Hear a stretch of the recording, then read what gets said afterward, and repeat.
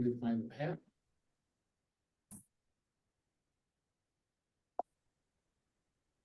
Okay.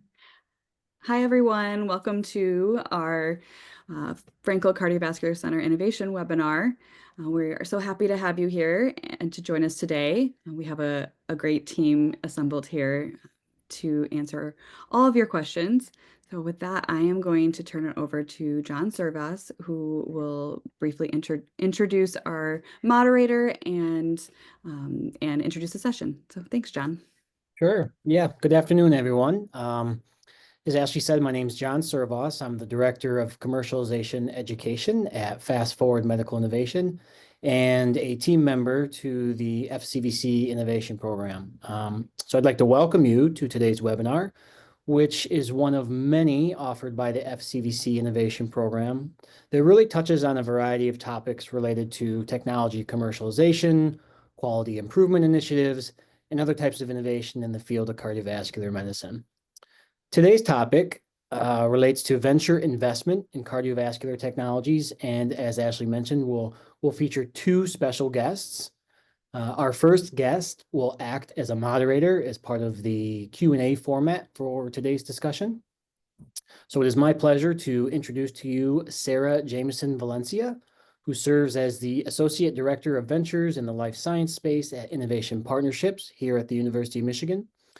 And in this role, she oversees the creation of new life science startups based at U of M and manages critical resources for that process, including the Mentor in Residence program, the MTRAC and Kickstart Life Science Innovation Grant Hubs, and the Accelerate Blue Fund. And then before joining Innovation Partnerships, Sarah was a senior associate on the investment team at Broadview Ventures, which is a healthcare venture capital firm based here in Ann Arbor. So welcome, Sarah, and I will turn things over to you. Thanks, John. I also got asked to do a quick plug for Innovation Partnerships today for anyone that might know. Innovation Partnerships here at U of M, it's formerly known as Tech Transfer. We are still the Office of Tech Transfer, but in addition to traditional licensing and patenting of technology, we also house the group that can manage sponsored research from big corporations. And then I'm also part of the ventures team. So my team is responsible for helping any of our faculty at U of M that are interested in pursuing a startup figure out that path. So as John mentioned, we've got a couple of early stage funds. We've got some translational grant funds. We've got mentors in residence. We like to provide connections to VCs or leadership teams and just talk any of our faculty through what it means to start a startup and how to do that the right way. So if anyone has any entrepreneurial aspirations or ideas and haven't connected with our office, please do so. And I also wanted to just say, I also come from a background in cardiology. I'm a biomedical engineer, Michigan grad. Started out through one of the graduate design classes, working with a couple of cardiac electrophysiology fellows on a solution they were trying to solve, and then kind of went into the field from there, worked at Biosense Webster, Boston Scientific, and Soren as a field clinical specialist and field clinical engineer. So cardiology is my favorite topic. Don't tell anyone else I said that, and kind of my specialty. So during my time at Arboretum, I really paid a lot of attention to all of the cardiac investments and cardiac technologies that came in the door. And that is how I got to know David Prim, who is our guest today, and will be sharing more about his fund, Broadview Ventures. So David is a principal at Broadview Ventures. He's been there for almost 4 years, bachelor's and a PhD in biomedical engineering before that. And I will hand it over to him to tell you more about himself and Broadview. Sure. Thanks, Sarah, and hi, everyone. Good to see you today. Like Sarah, my background comes from cardiovascular research. So I did my PhD at South Carolina, and my research there was vascular mechanics and vein graft remodeling, mostly related to CABG procedures. Spent a lot of time thinking about how veins do or don't remodel well into arterial grafts. After I finished my PhD, though, I left academia. I spent some time in strategy consulting at a couple of different firms, and then made my way to Broadview in early 2021. And so I'll pull up some slides. And I think the goal is that we'll maybe 10, 15 minutes explaining a little bit about Broadview, and then I think Sarah has some questions, and we'll take some other questions from the audience as well.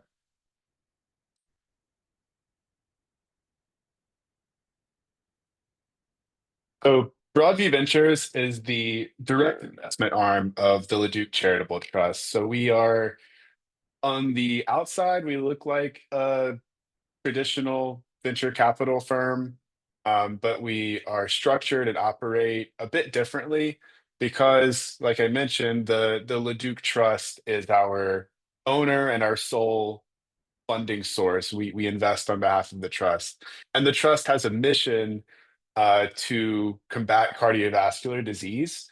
The trust was set up by Jean and Sylviane Leduc. They're a French family. They had a number of successful businesses. You can see on the top right here, the truck is one of their businesses. They really grew in France and in Europe. But they also unfortunately had a history of cardiovascular disease going back several generations. So when they set up their estate, they decided to create the Leduc Charitable Trust with this mission to advance cardiovascular disease research and ultimately, hopefully, improve patient care and patient outcomes in cardiovascular disease. Um, some of the advisors that helped them establish first the foundation and then Broadview Ventures and the other initiatives are, I think world-renowned cardiovascular researchers.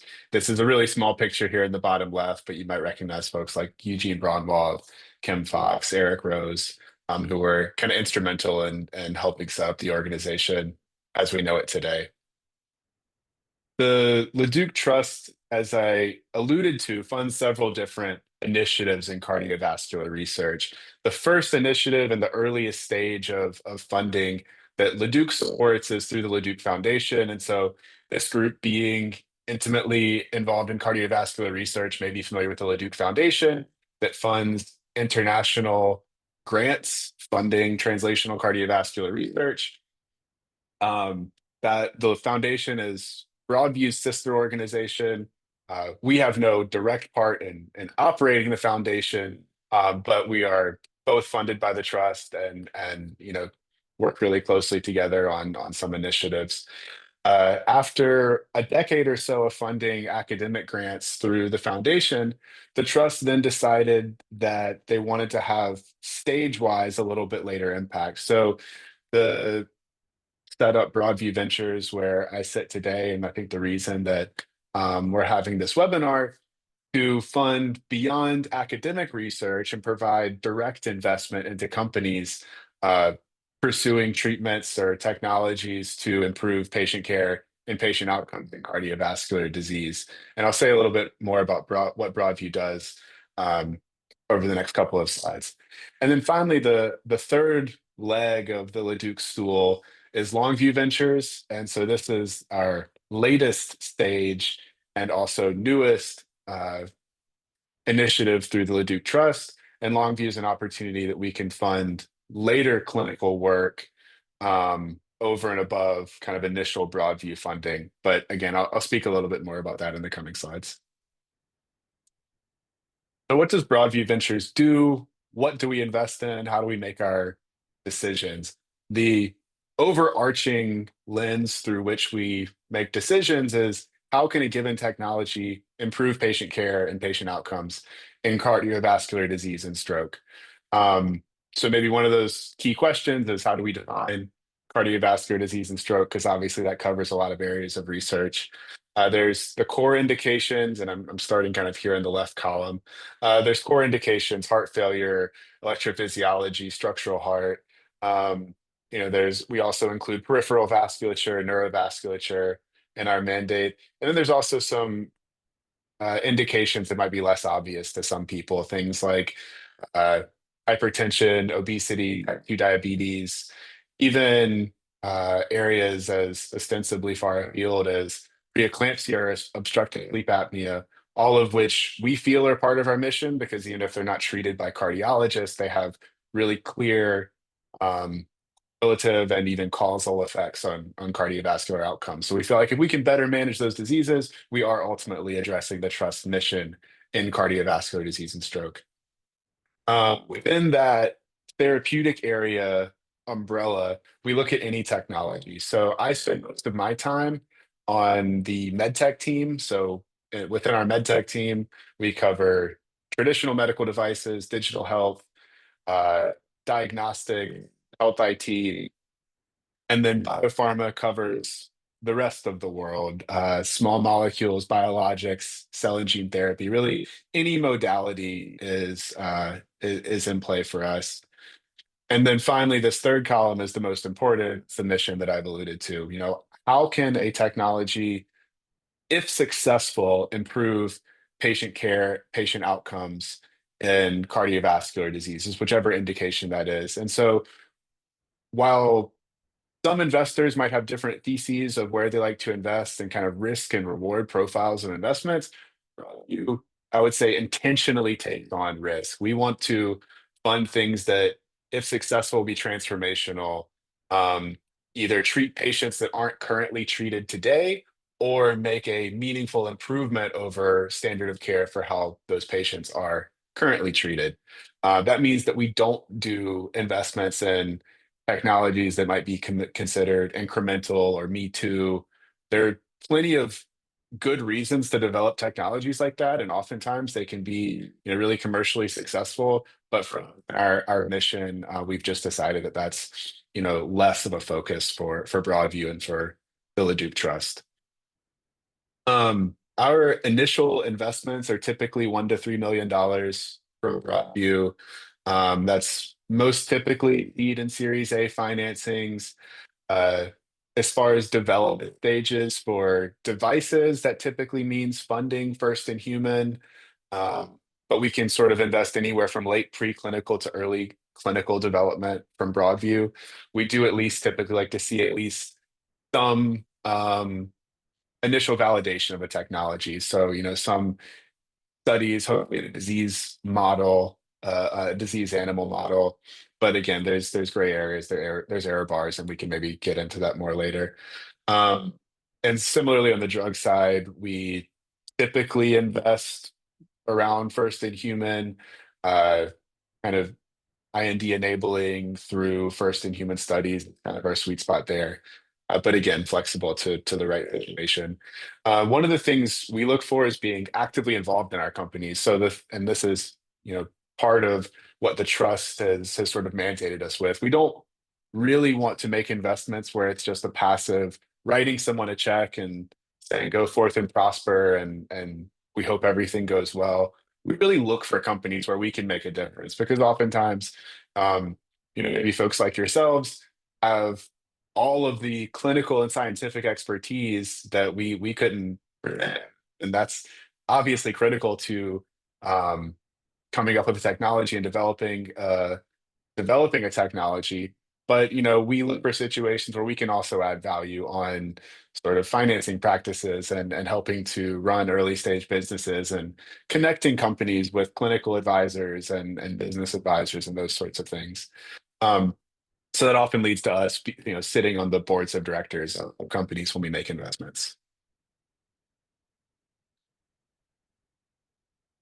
I won't go through everybody in our team. We have all our bios on our website, but this is the Broadview investment team. We've got 3 full-time investment professionals on the biopharma side, 3 full-time investors on the medtech side, as well as several directors, an operations staff. We've got I'd say a wide mix of backgrounds. A couple of us come from academic backgrounds with PhDs. We have a couple MDs in our team, and then other folks from the industry side. Any investment that Broadview makes, the sort of last step in our evaluation is a presentation to our strategic advisory board. And this is a group of, in our minds, well-regarded and expert clinicians and scientists and industry leaders in the areas of cardiovascular disease and stroke.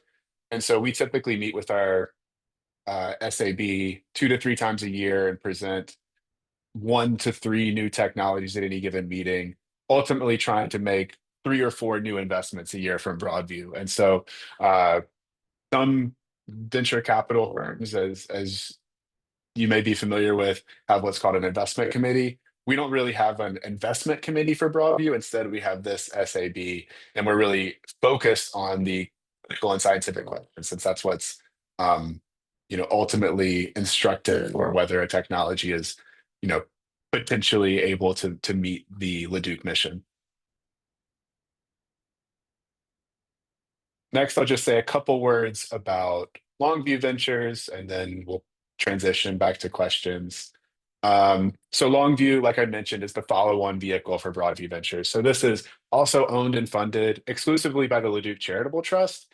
It's our same day-to-day investment team who helps operate and advise the trust on investments to be made through Longview. And so whereas Broadview focuses on that seed and Series A investment stage, Longview is sort of the next stage or stages of financing, later clinical development, most typically Series B and Series C. And whereas Broadview has the mission focus of advancing patient care and patient outcomes in cardiovascular disease and stroke, Longview is a financially oriented vehicle, something more similar to a typical VC fund. Longview is a $100 million investment vehicle funded by the Leduc Charitable Trust, through which we can deploy another $6 to $10 million per company. Not every Broadview company will get or has gotten investment from Longview. It's really trying to select those that are best positioned for success, since again, this is a financially oriented vehicle to invest after Broadview. One of the main differences in Longview is the decision-making process. Since it is financially oriented, we do have something more akin to an investment committee, our IAC, through which we have a group of venture experts, industry professionals, to help advise us and advise the Leduc Trust on investment decisions through Longview. So I will stop there. I think I spoke a little longer than I intended. I promised 10 to 15 minutes, might have gone a little over, but I think we'll open it up to questions, and Sarah, happy to hear what you think about that. Yeah, that was great, David. Thanks for walking us through all of that. I'd love to know, you talked a little bit about the stages that you're looking to invest in. If a company is approaching you, or if I, as someone that advises our early stage startups, is looking to send companies your way, what are some other criteria that would make a startup a good fit for a Broadview investment? Yeah, that's a good question. And I think there's a couple of different ways I'm going to answer it. So there's a long list of things that are nice to have in any new investment. But this isn't to say that having every single thing is mandatory. So things that we like to have, even though we're investing in early stage technologies, we like to see that there is a business in place. Something is getting spun out of academia.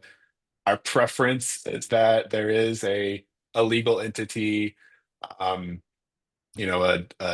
Delaware C Corp or whatever structure that we can ultimately make an investment in. We like to see that there is a team, even if it's a small team, that there is a team that's interested and able to at least take the initial steps of running that company. In the case of academic spin-outs, we like to see that things like IP licensing have already been at least preliminarily agreed to, if not sort of fully spun out and like is agreed.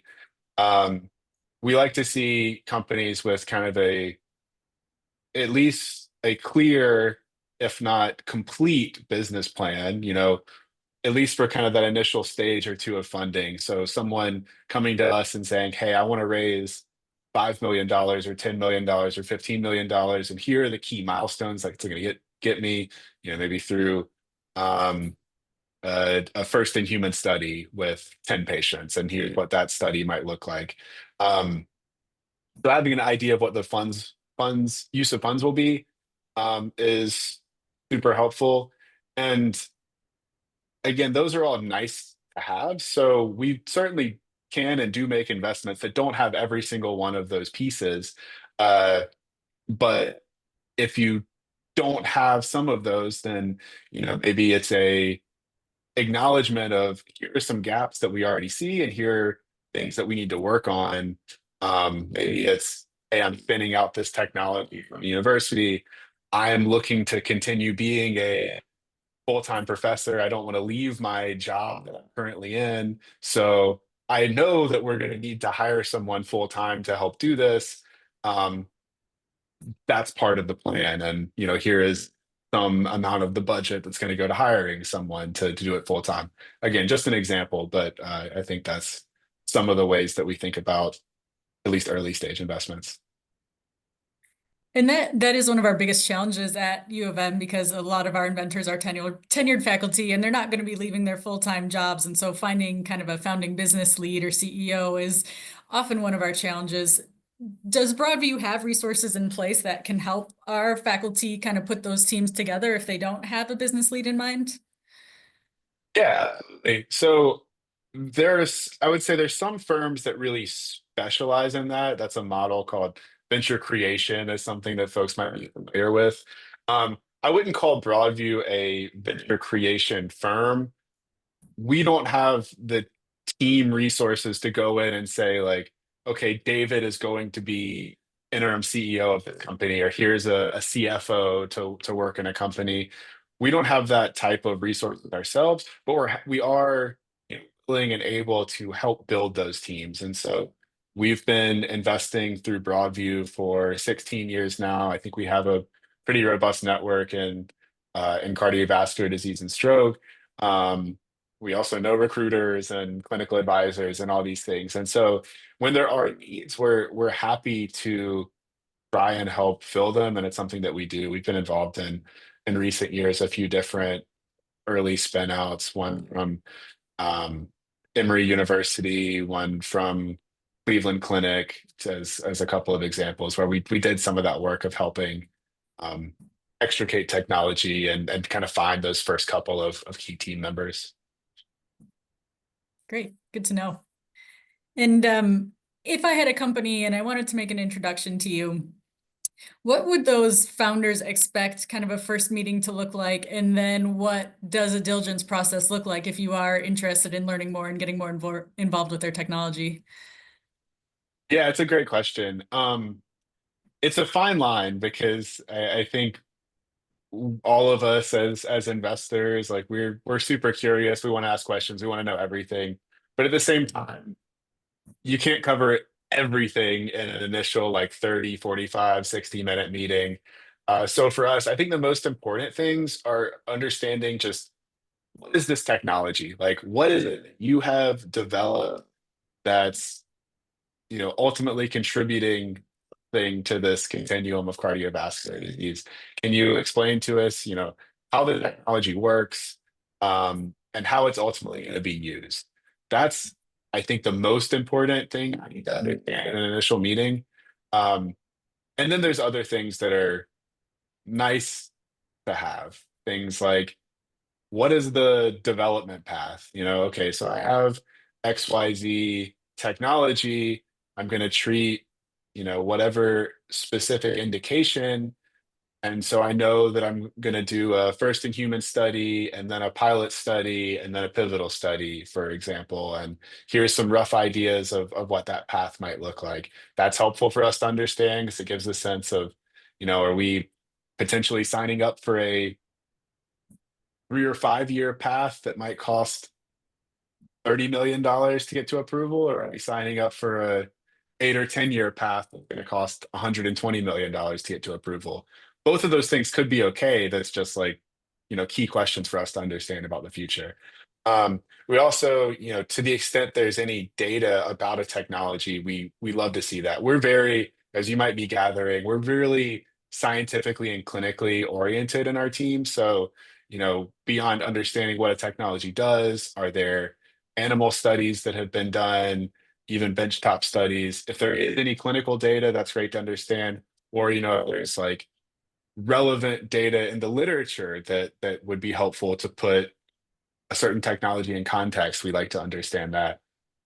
I personally, and we at Broadview, I would say, are less interested in things like market size and financial projections. Like, since our focus is the mission, not financial returns, that's not really something we care too much to dig into in an initial meeting.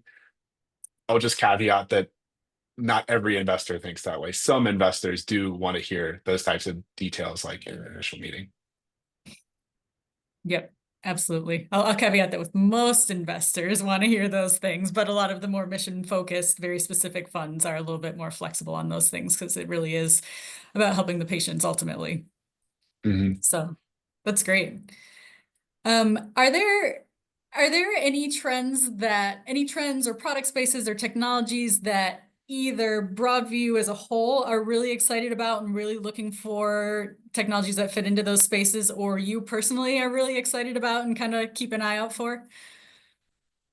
Yeah, it's a tough question to answer because like the the most simple is that we're open to anything. There's so many areas of unmet need in cardiovascular disease that I'll give a few answers, but this is certainly not to say like if you're developing something in another area, like this is not to say like don't send that to us also because I couldn't possibly list every unmet need. A few things though that like I continue to be interested in. Robbie spent a lot of time in heart failure, and I think we have some really interesting investments in heart failure, everything from sort of um, diagnosing, managing, following patients to different ways of intervening in heart failure patients. But it's just such a huge problem and such a like multifactorial patient population, heterogeneous patient population, that there's so many underlying causes that we kind of all group into heart failure that I think there's a ton of room and need for additional interventions there. Similarly, in structural disease, there's been a ton of improvements over recent years. Um, Obviously, cover has become like just a mainstay in treatment of aortic valve disease. We now have um, cuspid transcatheter valve replacement with the Edwards Evoque valve. More and more clips being used for both mitral regurgitation and tricuspid regurgitation. But even with that being said, there's a number of um, patients that aren't candidates for those, and maybe other disease states within structural heart diseases that aren't well addressed. Things like more durable valves, maybe with alternative material, things like polymeric valves that, at least in theory, could be implanted and last for decades without the issues of um, animal tissue that breaks down over time or the calculation requirements of something like a mechanical valve. Um, Also, other types of like repair technologies, things like annuloplasties and chordal repairs that are common in surgical procedures, but not really done, uh, at least not that well to date in transcatheter or percutaneous procedures. Um, Other areas we've continue to be interested in peripheral artery disease. That's something that, as I feel like, is a little less of a sexy research area to some companies and sort of gets forgotten in sort of innovation in the industry. But there's still so much need in peripheral artery disease and potential to improve patient care there. Um, in my background in doing cabbage research, anything kind of tissue engineered graft and arterial and venous conduits are close to my heart. I mean, that's more of a personal interest of mine, but I think there's a lot of unmet need there as well, whether you're thinking peripheral, non-autologous graft options or coronary graft options, a lot of needs. And then one that's kind of overarching for Broadview is pediatrics. As folks may be familiar, if they spend any time in pediatric research, is really tough to get industry funded because trials are harder, markets are small typically. Um, so oftentimes those are areas that are difficult for traditional venture funding. And because that's the case, it's something that we feel like, should be a part of Broadview's mission. It's tough to find technologies, but we're always interested in finding, if we can, trying to improve pediatric care. So I could probably keep rambling on a few other areas, but I'll pause there. On the flip side of that, are there any areas that you see as already overcrowded and you get a pitch deck in and you're like, oh man, another one of these companies? Um, I hesitate to answer because I feel like there's an exception to every rule like that. Um, there are some things that do feel maybe lower priority for a group like Broadview that's, again, early stage, looking for transformative things like uh, a new uh, you know, bovine pericardium TAVR valve would, that's a pretty high bar for I think about making an investment there. There's many of options. Edwards in particular dominates that market. Not sure if how much difference a startup could really make there. Um, there's also just some spaces that are really competitive that maybe are still markets that are worth going after, but for our mission, we've sort of deprioritized. So deep vein thrombosis, pulmonary embolism. There's companies that are commercial like Inari and Penumbra that are doing pretty well in those spaces. Not perfect, but doing pretty well. And there's a number of following companies that are at various stages of clinical development, and a number of them look really promising as well.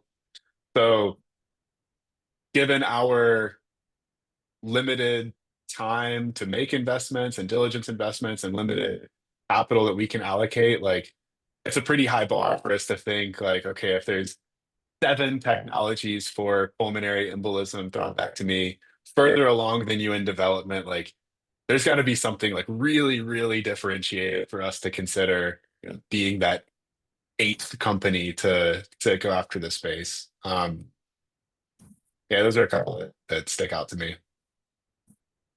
Makes sense.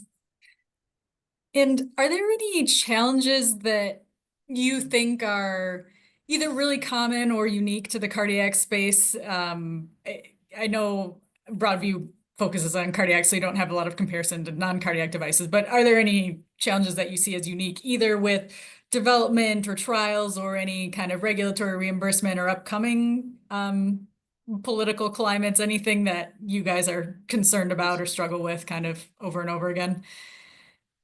Yeah, there's a few things like a non-exhaustive list. I mean, one of the top that comes up for us, and I alluded to this earlier, is what's the development path for technology?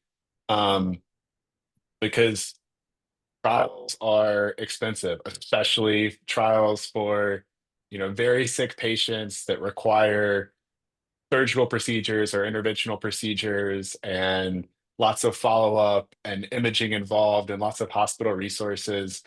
Um, that with trials that might need a placebo control or a standard of care control and hundreds of patients, it's not uncommon to look at a development path from start to finish, and that could look like over $100 million of development to get to approval, sometimes well more than that. Um, and so while we are mission driven, where we are focused on what's the ultimate impact that can be made on patient care, still have to live in the real world with all those constraints. And so we still have to think like traditional venture investors in a lot of ways.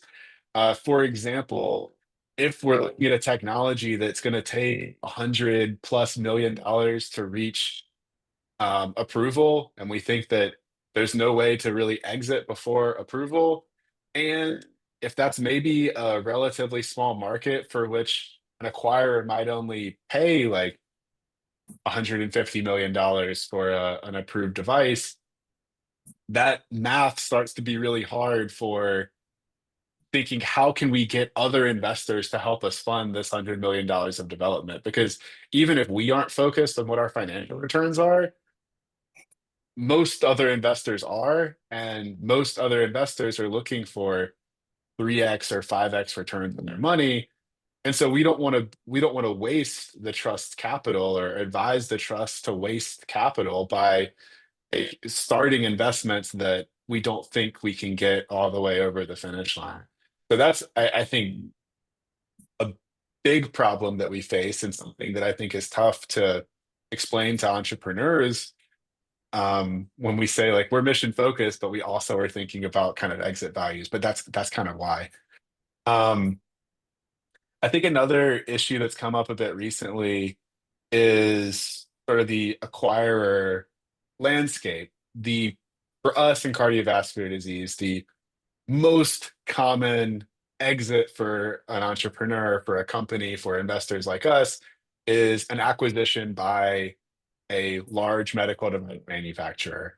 And there's some variability depending on which therapeutic area, but the most common ones are Medtronic, Boston Scientific, Abbott, Edwards, and then a couple other groups, again, depending on the exact technology. So you might be developing something, and there could really only be 3 or 4 logical acquirers for that technology. If there are 3 or 4, like, that's okay.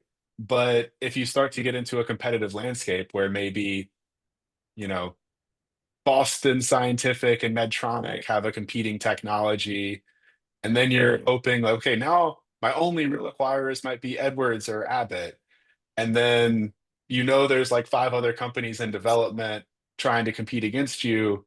Um, you can start to like count on your fingers, and you're like, wait a minute, like, what are my chances of actually getting to acquisition? Because if you end up in a world where all of your potential acquirers have already like placed their bet in a space, you could develop a good technology and then still not really have a viable exit path for that technology.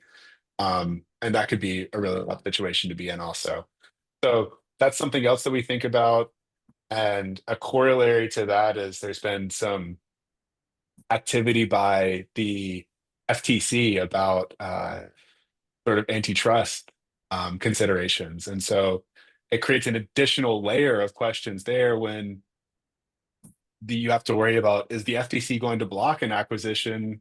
And an example that came up recently in the news was like with Edwards, who really has a dominant position in valve replacements, was trying to acquire a couple of new valve replacement technologies, and it raised FTC questions of creating a monopoly, creating an antitrust situation. And so it's hard for us to predict. We're not like I'm not a politician. I'm not a lobbyist or anything like that. But it's something that we've had to keep our eyes on and think about for our companies as well. That makes sense. You talked a little bit about the cost of clinical trials for developing some of these different products. We've had a few technologies come through our office that are going the 510(k) route and trying to do it. Often they've been told by the FDA that they don't actually need any clinical data to get approval. And sometimes our investigators come with the plan and they say, all right, we're going to run this trial, we're going to get the FDA clearance, and someone's going to acquire us. And I think we try to advise them that if you can add some clinical data that will be helpful, help build the case for a potential acquirer, and some acquirers are going to need to see some early commercial traction. Is that, does that sound accurate? Like, what are your thoughts on 510(k)s, clinical trials, or clinical data in those, and when strategics are really looking to make an acquisition when products are going that route? Yeah, that's an important consideration. I see the same thing. A lot of people come to us and very rationally say, here is my time and cost efficient path to approval. And that's a smart way of thinking about things. Um, but that may or may not correlate with going to the most efficient path to getting acquired. Um, I agree with you, maybe some of the feedback it sounds like you've given, that oftentimes it's different questions. There is a regulatory question of what gets me on the market, but that's not necessarily the same question as what gets a strategic acquirer in my technology. I think for a lot of 510K products, like by definition, they are less differentiated. And sort of by definition, they're easier to compete with. If you don't have to take a clinical trial path, then the next person to try and design around your device probably also won't have to take a clinical trial path. And so you could have competition like getting into that market quickly. And so to de-risk that acquisition, if I'm Medtronic or Boston Scientific, you know, to me, to me as that acquirer, it's not as important whether I'm thinking, do I pay $100 million to acquire this, or wait a little bit and then maybe pay $200 million to acquire it. It's more important to de-risk that technology, to understand like, does this actually have a position in the market? And so therefore for 510K technology, it's often about commercial traction, like you're saying. Um, so I think that is something that needs to be sort of budgeted for as far as timeline and a financing roadmap for 510K devices, is probably assuming that you have to show some commercial traction. That doesn't necessarily mean you need to fund a global launch and get to, $100 million in sales. But even if it's kind of a small targeted launch, like, can I show that if I go to, you know, market in one region, like if I focus on 5 tertiary care centers in the Midwest and show that I start to get a really big market share really quickly in those centers, even that can be enough that like an acquirer says, okay, I can extrapolate how if I put my commercial resources around this, I could take over the US, or kind of Europe, US and Europe markets. Um, and then the other piece to that you mentioned is sort of clinical development. And I totally agree that there are frequently reasons to run clinical trials outside of what's required from regulatory bodies. Um, I imagine there's a number of clinicians on this call, and oftentimes, at least in my experience, talking to clinicians, folks are like want to see data to make decisions about which drug or device to use. And so therefore, just because something's approved and you could say like, hey, here's 3 bullet points about why my widget is better than your existing widget. If there's no data to show like how that's actually going to benefit patients or save time or make procedures more efficient, then why would a clinician necessarily change what they're doing? And so you could end up in a world similarly where just because you're approved doesn't necessarily mean people want to use your device. If people don't want to use your device, um, acquirers may not want to buy that device. So thinking really uh, strategically about like not just what's the data that's going to get me on the market, but what's the data that's going to drive uptake and therefore drive acquisition, I think is an important conversation to have, and something that conversations that we're happy to have collaboratively with our companies. And one other thing you touched on that I think is also so frequently surprising to our inventors is market size. And I know you said that Broadview itself doesn't focus a lot on market size and kind of annual potential sales, but I'm sure Longview does and a lot of other VCs do. And so if you could kind of give a number, maybe in the med device space, since that is your space, of what kind of market size do you think is attractive to VCs? Yeah, it's it's tough to give too much of a number, so I'm gonna like avoid your question a little bit. Okay. I think it's more because there's a lot of things to play into it. Having a $1 billion market is great, and a lot of investors might point to, I want to see a $1 billion market. Um, but there's caveats to that too. A $1 billion market where you're the eighth player and you're trying to get 2% market share, that's less revenue than dominating $100 million market. Um, So for us, even through our long view lens, where we're thinking financially oriented and returns oriented, um, it's not just about the biggest market. It's what is the market big enough, and can we credibly command enough of that market relative to how much cost it's going to develop something, um, to generate returns for us and other investors. Um, so, you could imagine a relatively lean development path that if you can get something acquired on, I don't know, like under $50 million of development and of capital into a company that then sells for 250 or $300 million, like that could be an attractive venture return for investors. But if it costs $150 million to get that $250 million return, like that's less likely to be an attractive venture return. So I think all the things have to play in together. Like how much money are we putting in to get to a return? Um, and then, how much of a market do we think we can get to justify that exit? All right, thanks. And I know we've got a couple of questions that came in, and I'll get to them in a second, but I saw Dr. Ganbari just raise his hand, so maybe we can go to you first. Oh, thank you, David. Thank you, Sarah. This was wonderful. I have a follow-up question on Sarah's question on market sizing, particularly when it comes to, we're talking about AI recently a lot. There's a lot of projects coming through here on AI. And oftentimes what, on the market sizing aspect of AI solutions, we generally used to see them really being targeted as like the buyer being like the information technology officer, what we call HITS here. But recently, I've seen a lot of the AI companies kind of switch and pitch it as like a service, essentially, that you're selling. So the market size essentially just is significantly larger than it was previously.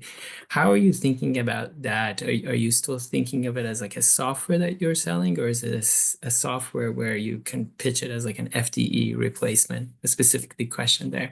And then I kind of also wanted to ask you about like maybe like some investments that you've had that didn't pan out that you were you were so excited about, and maybe you could tell us like what was the reasons that you maybe anticipated or didn't anticipate that didn't work out long term.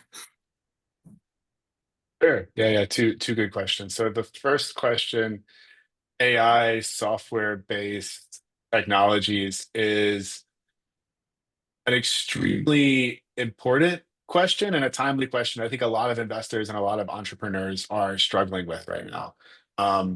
Because there's so many new technologies and new ways of using AI technologies that there isn't necessarily clear paths for what are the best business models that companies can and should use. Um, I would say that I don't think we're expert in this or necessarily have the right answers. I think some of the things that we look for in our technologies is, what is the defensibility of a technology? What's kind of the, not necessarily from an IP perspective, but just from a moat to operate commercially. Like, what is it about a technology that, means we can capture that market that we're going after and, differentiate ourselves and keep others from coming in and taking it? Because I think the trade-offs and things like AI-based technologies is for sophisticated software developers, people who are smarter than me about using AI models, using machine learning models. Like, is it something that another group can just replicate and there's no real like proprietary data set, no know-how or IP that can protect the technology? Because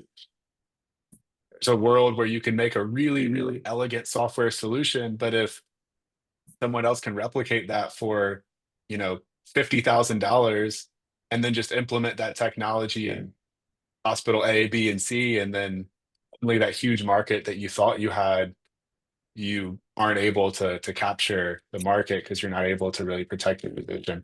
I think that's something that we have to think about for us, and this is maybe um a bit of like an arcane approach, but we're comfortable with devices. We're comfortable with physical things. And so I think as we are transitioning to a world where there's more AI-based technology, more software-based technology, areas where there is a business model connecting something physical with a software is more palatable. It's more familiar to payers. It's more familiar to, at least in my understanding, sort of hospital purchasing committees and things like that, that you don't have to really fight this battle of, okay, I'm just a software. How do I fit in uh, as just a software? So kind of a middle ground that is a little more comfortable for us to evaluate. But again, I admit that I don't think I am an expert in the space. I really know exactly what it is that's going to win out as far as like pure software plays. Um, your second question is also a good one. I I don't think I want to put any specific companies on the spot for why they didn't work out, but I'm happy to talk about things that pitfalls that can go wrong. I think there's obviously a number of different reasons. Um, I think one that comes up somewhat frequently, both in our companies and just the world of cardiovascular development in general, patient selection. And this can actually kind of tie into this, capturing a big market versus owning a smaller market. So oftentimes, as folks probably know very well, as I'm sure you know very well, um, the patients you enroll in your clinical trial are going to be the label that you expect to get from the FDA. And so people want to go as broad as possible on, say, a pivotal trial to ultimately have a really broad label at the FDA. But there's a risk for that the more heterogeneous your patient population is in a trial, um, the more heterogeneous those results might be. And so we see situations where companies might be a little too ambitious trying to enroll too many patients, and then you get gray data that leads to non-approval, leads to redoing trials, subgroup analyses that then you're having to sort of parse and pick through data to understand, where does this work, where does this not work. When hindsight's always 2020, but if maybe you would have been a little more targeted in the first place and thought, okay, I'm really confident that my technology works for this specific subgroup of, say, heart failure, then I could just focus on those, really win that market, and then later think about how can I expand. So I think that's one area. Another, I would say less technical, is team. Having the right team in place to execute on a company development is critical. And there's a lot of different ways that this can succeed or fail. Having experience around a company is great, whether it's specifically the people leading the company, whether they've done it before, or if you're a first time CEO, first time entrepreneur, having advisors, a board, having people sort of in your corner to help you think through pitfalls of other companies. I think that's critical. Um, where companies, I think, sometimes fall down is not realizing or not admitting what they don't know. And then so having sort of the foresight, the introspection to say, okay, I, David, am good at the engineering side of things, but I don't know anything about finance and fundraising. So I need to find someone who can complement my skill set and help me with fundraising and presenting to investors. Like, thinking through those types of needs as early as possible and being kind of transparent about them can ultimately help the companies up for success and avoid some failures. Those were good examples. I know we've only got about 4 minutes left. One of the quick questions that came in online was, it looks like Broadview does 3 to 4 investments per year. Are there any main factors that keep you from doing more than that? Sure. I mean, there's two main factors. One is time and the other is money. I mean, we invest out of an annual budget that, we respect, and we work with the Duke Trust on what's the budget that they are looking to deploy in a given year. Um, we we sort of think about how much can we allocate capital-wise to new investments, to stay within the budget that we're planning for. That's important. But another one that's perhaps even more important is time. It takes a lot of time just to close an investment, but as I mentioned before, every investment we make, or essentially every investment we make, we're continuing to be involved on the board of directors, helping to advise companies. And so as the portfolio grows and grows, we want to make sure that we, as the Broadview team, are capable of continuing to support those companies. And so if we went out and made 20 new investments this year, it might feel great and it might look great, but we wouldn't have the team bandwidth to play our role in all those companies. Got it. This might be more than a 2-minute question, but the other one that came in was about trends, long-term trends, kind of the shift to value-based care or preventative care. Are there any big trends going on that have really changed how you think about investments? I don't know if there's anything that really changes how we think about investments, at least like fundamentally. But those two examples you said are very salient. I mean, we're continuing to think about both for new investments and our existing portfolio. What does a reimbursement path look like for a technology? What is the data we should think about generating that will, help secure reimbursement in both current and future models? Really demonstrate not just improved clinical outcomes, but ultimately trying to set our companies up for, profitability, sustainability, that things can be. Having a sustainable company is really the only way that you can meet the mission of improving patient care, because if a company fails, it doesn't really matter how good the technology is. So be able to partially answer in a short amount of time. Great. Well, thank you so much, David. This was really informational. I hope it was really helpful to everyone that joined the call. I know I took some notes on some of the things you said so that I can make sure to send you the right types of companies and prepare them for interacting with you. John, do you have any final words? No, I'll just again thank you, Sarah and David, for joining us. Thanks, all of the innovators on the call. Hope you enjoyed it as much as I did, and welcome you to attend the next webinar. Thank you so much, Great. David. Thank you all. Thanks for Thank you, having me. Sarah. Nice to speak with you all. Thanks. Bye. Bye.